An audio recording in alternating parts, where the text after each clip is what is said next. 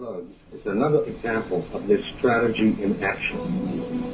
In 1936, a movie used hypnotic suggestion to give the audience instructions to do something. That movie was Reefer Madness.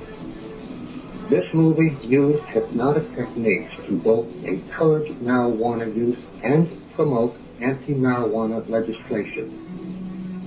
Speaking to a PTA meeting, high school principal Dr. Carroll commands parents, "You and all the school parent groups about the country, and you must have united on this and stand out this frightful assassin of our youth.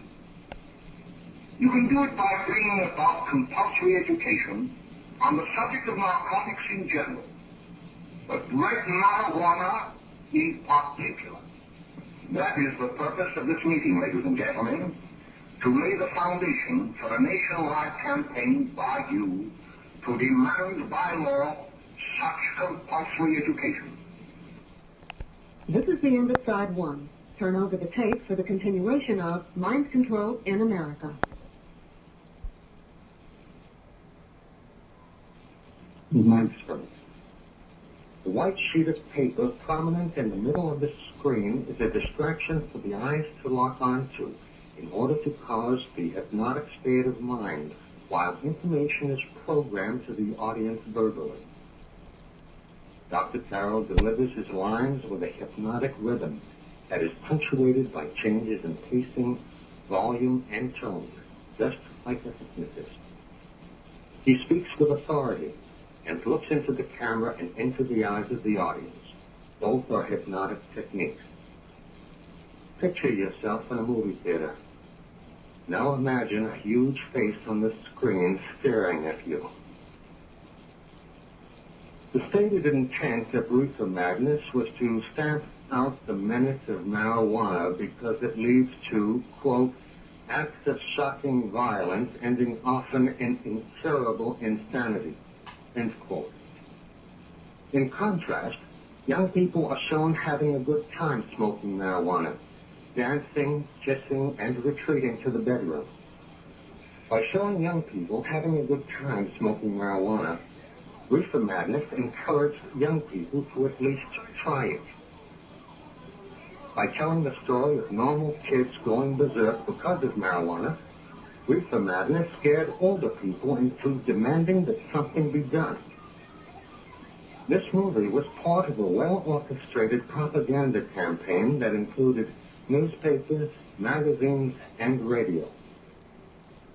In 1937, about a year after the release of the movie, the Marijuana Tax Act was signed into law, with a major effect being to drive prices up for marijuana to make its cultivation and distribution profitable.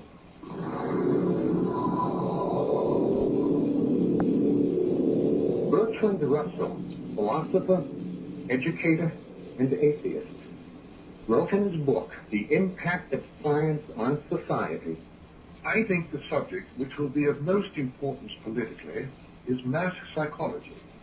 Its importance has been enormously increased by the growth of modern methods of propaganda. Although this science will be diligently studied, it will be rigidly confined to the governing class. The populace will not be allowed to know how its convictions were generated." There could be no effective propaganda without mass media. Former national editor at the Washington Post and dean of the Graduate School of Journalism at the University of California at Berkeley, Ben Begikian, reported in his book, The Media Monopoly, published in 1983, that 50 corporations controlled most of America's media. When the second edition of the book was published in 1988, that number shrank to 29. In the third edition, published in 1990, the number shrank further to 26. The consolidation of ownership of the press, publishing, radio, television, and film makes the coordination of propaganda possible. The primary means for controlling people is the absolute control of information.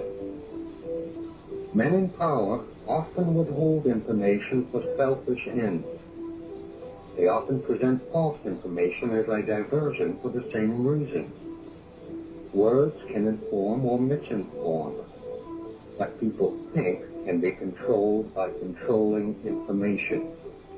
Schools are institutions commanding trust, respect, and confidence. Picture a child studying in school, reading a book. The printed words are a distraction for the eyes to lock onto. The mind focuses on the content of the book. The information being read is being programmed to the reader's mind. The child has no reason to believe that a book would intentionally contain information that was false, and so accepts it as true, even if the child does not understand it. This is especially true in school, where there is pressure to accept what is presented as true, because that is expected, and compliance determines both your grade marks and future. Repetition of the information constitutes mental programming. Thus, this information is accepted as true without thinking about it whenever it is presented again. The college textbook, Introductory Psychology, 2nd edition, by Jonathan L. Friedman, published by Addison Wesley Publishing Company, contains information that is false. This textbook, used for General Psychology Course 221 at the University of North Carolina at Greensboro, fall semester 1982, says the following about brainwashing. Some people who talk about brainwashing seem to believe that it involves extremely powerful methods that are almost irresistible. However, there is no evidence to suggest the existence of any such methods. In fact, the attempts at brainwashing we know about were not especially successful. This is contrary to numerous documented reports, both academic and governmental, particularly official findings regarding brainwashing of POWs in Korea. There could be no effective propaganda without education. In the early 1900s, there began a dramatic shift in emphasis in American education, from intellectual development to socialization. The goals of education became political and social rather than academic. This was due in large part to John Dewey, who denied the existence of God and moral absolutes.